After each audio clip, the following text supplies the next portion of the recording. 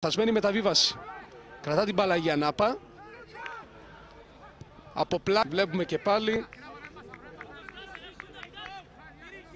πως ήταν η συνεργασία. Οι περισσότερες οδηγίες ακούγονται από πλευράς Αντώνη Κλέφτη, ο οποίος είναι ευχαριστημένος από την ομάδα του. Βλέπουμε την Αγία Νάπα να πιέζει. Τσολακίδης, Ελαουή, που είναι πολύ επικίνδυνος. Αντίθετα η Αγία Νάπα πλέον πιέζεται.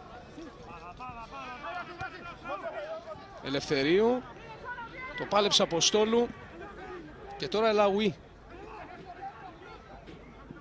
το οποίο χρειάζεται επιθετικά περισσότερο Αντώνης Κλέφτης. Κάτω στο χόρτο και ο κύριος Σταμάτης,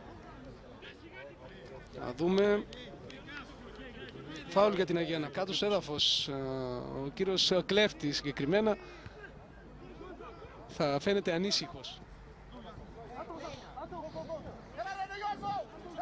Τρεις συνήθως βγαίνουν, τους τρεις που διαθέτει τους ζήτησε να βγουν. Νέα καλή στιγμή, παράλα της εστίας και έξω από τον Αποστόλου. Και πάλι η Αγία Νάπα απειλεί την εστία του Λεωνί. Δείτε, Ελαουή γύρισε απέναντι στο να μαρκάρει στο Αποστόλου.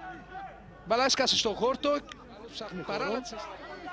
Χώρο για μπαλιά, γέμισμα, κεφαλιά, ευκαιρία, γκολ! 1-1. Ο Γιώργος Νικολάου βρέθηκε στην κατάλληλη θέση, την κατάλληλη στιγμή. Ελαουή, μπαλά έσκασε στο χόρτο. Να φέρει και πάλι το παιχνίδι στα ίσα, να επιτεθεί.